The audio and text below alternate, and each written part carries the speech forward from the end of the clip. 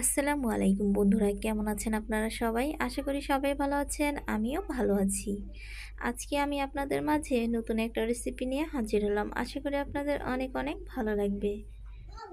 তো বন্ধুরা, এই ভেলপুরিগুলো কিন্তু স্কুল এবং কলেজের সামনে কিন্তু এই ভেলপুরিগুলো কিনতে পাওয়া যায়। তবে আমরা একটা স্কুল থেকে ভেলপুরি কিনে খেয়েছি, সেটা তেমন একটা স্বাদের হয়নি। তবে সেজন্য আজকে আমি বাসায় বানিয়ে তারপরে খেয়ে দেখলাম। তবে ওরা যে ভেলপুরিটা বানিয়েছে, এই যে দেখুন কি সাধারণ একটু অল্প অল্প জিনিস দিয়ে বানিয়েছে, তবে অতটা মজা হয়নি। কোনো রকম স্বাদ নেই, একটুও খেতে ভালো লাগে না। তো আজকে আমি বাসায় স্বাস্থ্যকর ভেলপুরি বানিয়ে দেখাবো। এটা খেতে অসম্ভব মজা আর অনেক ভালো লাগে। তো তার জন্য এখানে আমি ডাল নিয়ে নিয়েছি, যেটা কাবলি ডাল। কাবলি ডাল নিলেই হবে, যেটা দিয়ে আমরা চটপটি বানিয়ে খাই সেই ডালটা নিলেই হবে। তবে এটা আমি সিদ্ধ করে নিয়ে নিয়েছি। তো তারপরে এখানে আমি 2 মগ পরিমাণ আটা নিয়ে নিয়েছি। আটা নিয়ে এখানে পরিমাণ মতো লবণ দিয়ে দিলাম। আপনারা যে পরিমাণ মতো বানাবেন সেই পরিমাণ মতো আটা নিয়ে নিতে পারেন। তারপরে এখানে আমি পরিমাণ মতো প্রায় 3 থেকে 4 টেবিল চামচের মতো তেল দিয়ে দিয়েছি। তেলটা একটু দিতে হবে, তেল স্কিপ করলে চলবে না। তো তেলটা দিয়ে আমি খুব ভালো করে তেল আর লবণটা এটাকে মিক্স করে নিচ্ছি আটার সঙ্গে। তো এভাবে ভালো করে আটার সঙ্গে তেলটা ভালো করে মাখিয়ে নিতে হবে। এভাবে দলা পাকালে মনে হবে যে এটা হয়ে গেছে। তারপরে এখানে অল্প অল্প পানি দিয়ে আমি খুব ভালো করে একটা ডো বানিয়ে নিব। তো এখানে পানি দিয়ে আস্তে আস্তে খুব ভালো করে আমি একটা সফট ডো বানিয়ে নিয়েছি। তো এই ডোটা আমরা কিছুক্ষণের জন্য ঢেকে রাখবো, অনেকটা সফট হবে। তো তারপরে দেখুন আমি যে ডালগুলো সিদ্ধ বসিয়েছি সে ডালগুলো তাড়াতাড়ি সিদ্ধ হয়ে গেছে। তো এটাকে আরও কিছুক্ষণ সিদ্ধ করব আর এটার পানিটা আরও কমিয়ে ফেলবো। তো এটা যেহেতু সিদ্ধ একদম হয়ে গেছে, এটা একটু ঘুটনির সাহায্যে ঘেটে নিতে পারেন। তারপরে এখন আমি সেই ডালটা নামিয়ে রেখেছি আর যে আটার ডোটা আমি ঢেকে রেখেছিলাম সেটা এখন লেচি ছোট ছোট করে কেটে নিব। তো একদম ছোট ছোট করে কাটবো না, আমি একটু বড় সাইজের বানাবো। আমি যে দোকানের ভেলপুরি দেখালাম সেই দোকানের ভেলপুরিটা 10 টাকা করে। তো আজকে যে আমি সাইজের ভেলপুরিগুলো বানাবো সেগুলো তো মনে হয় বিক্রি করতে গেলে প্রায় 20 টাকা নিবে দোকানে।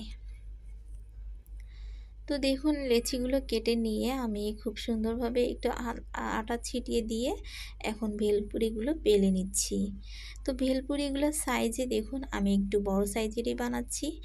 তো দেখুন ভেলপুরিগুলো আমি কিভাবে করে বেলে নিচ্ছি। তো দেখলে আপনারা বুঝতে পারবেন। তো দেখুন আমার ভেলপুরিটা বেলা হয়ে গেছে। এখন আমি এভাবে করে সবগুলো ভেলপুরি বেলে নিব, নিয়ে ভেজে নিব। আপনারা চাইলে একটা একটা করে বেলেও ভেজে নিতে পারেন। তো এভাবে করে আমি সবগুলো ভেলপুরি বানিয়ে নিচ্ছি। বানিয়ে নেওয়ার পরে এটাকে আমরা ভেজে ফেলবো। তো বন্ধুরা, ভেলপুরির ডালটা তো খুব ভালো করে সিদ্ধ করে এটাকে আমি একটু ঘেটে একদম শুকনো শুকনো করে ফেলেছি। তো তারপরে আমি একটা কড়াই বসিয়ে দিয়েছি চুলায়, দিয়ে পরিমাণ মতো তেল দিয়ে দিয়েছি। তেলটা গরম হয়ে গেছে, হয়ে যাওয়ার পরে আমি ভেলপুরিটা ছেড়ে দিয়েছি। তো দেখুন ভেলপুরিটা আমি কিভাবে করে ভেজে নিচ্ছি। তো ওদের দোকানের ভেলপুরিটা ছিল, ওটা ফোলেনি, একদম মানে অফোলা ছিল, একদম সমান ছিল। তো দেখুন আমার ভেলপুরিটা ফুলেছে। তো ফুললে কোনো অসুবিধা নেই, তো এতে আরও ভালো হবে। তো এটাকে মচমচা করে একটু ভেজে নিতে হবে, এরকম লালচে কালার করে। তো একটা তো আমার ভাজা হয়ে গেল, তো আমি এখন আরও একটা ভেজে নিচ্ছি। তো এভাবে করে এখন আমি আরও একটা ভেলপুরি ভেজে নিচ্ছি। তো বন্ধুরা দেখুন আটাটা যেহেতু সফট হয়েছে, মাখা অনেক ভালো হয়েছে, এজন্য আমার ভেলপুরিগুলো খুব সুন্দরভাবে ফুলে উঠছে, একদম ফুলকো লুচির মতো। তো এভাবে করে আপনারা লুচিও বানিয়ে খেতে পারেন। তো এইভাবেই আটাটা মাখলে, এভাবে করে ভেজে নিলে আপনারা এটাকে লুচিও বানাতে পারবেন। তো দেখুন আমার ভেজে নেওয়া হয়ে গেছে, এভাবে করে আমি সবগুলো ভেলপুরি ভেজে নিচ্ছি। তো তো আমার ভেলপুরিগুলো ভাজা হয়ে গেলে এখন আমি এটার মিশ্রণটা রেডি করব। তো বন্ধুরা, ভেলপুরিগুলো দেখুন খুব সুন্দরভাবে ভাজা হয়ে গেছে। তো তো বন্ধুরা, এখানে আমি পরিমাণ মতো একটু পানি নিয়ে নিয়েছি। পানি নিয়ে তারপরে এখানে একটু তেঁতুল দিয়ে দিলাম। তেঁতুল দিয়ে এখন তেঁতুলটাকে খুব ভালো করে হাতের সাহায্যে এটাকে মথে মথে এর রসটা বের করে নিব। তো এটা সস বলুন বা একটা টক বলুন, এটাকে বানিয়ে নিচ্ছি আমরা।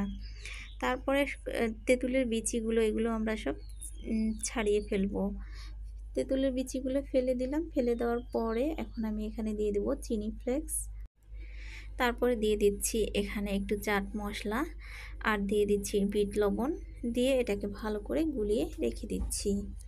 তারপরে এখন আমরা ডালটা যে ভেলপুরির যে ডালটার মিশ্রণটা সেটা রেডি করব। এখানে দিয়ে দিচ্ছি আমি চিনি ফ্লেক্স, তারপরে কিছু কাঁচামরিচ, তারপরে কিছু কাঁচা পেঁয়াজ, তারপরে দিয়ে দিচ্ছি একটু চাট মশলা। এগুলো দিয়ে তারপরে পরিমাণ মতো একটু লবণ, যদি কম হয়ে থাকে তাহলে লবণ দিয়ে এখন আমরা এটাকে ভালো করে মিক্স করে নিচ্ছি। মিক্স করে নেওয়া হয়ে গেছে। এখন আমরা ভেলপুরিটা সাজিয়ে ফেলবো। তো আমি একটা ভেলপুরি নিয়ে নিয়েছি। তার ভেলপুরির উপরে আমি ডালের মিশ্রণটা খুব ভালো করে সমান করে দিয়ে নিচ্ছি। সমান করে দিয়ে নেওয়ার পরে ডাল আপনাদের ইচ্ছে অনুযায়ী কম বেশি দিয়ে নিতে পারেন, যে যেরকম খাবেন।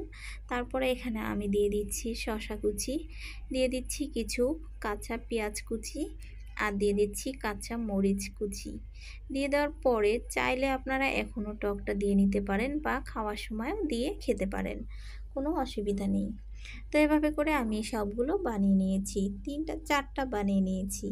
তো এখানে 2টো আমি বানিয়ে নিয়েছি বাচ্চাদের জন্য, যাতে ওরা ঝাল খেতে পছন্দ না করে তাহলে এভাবে খাবে, আর আমরা বড়রা ঝাল দিয়ে খাবো। তারপরে এখানে আমি একটি ডিম কুচি করে উপরে দিয়ে দিচ্ছি ডেকোরেশন করার জন্য। এতে খেতেও অনেকটা ভালো লাগবে, অনেকটা স্বাদ আসবে।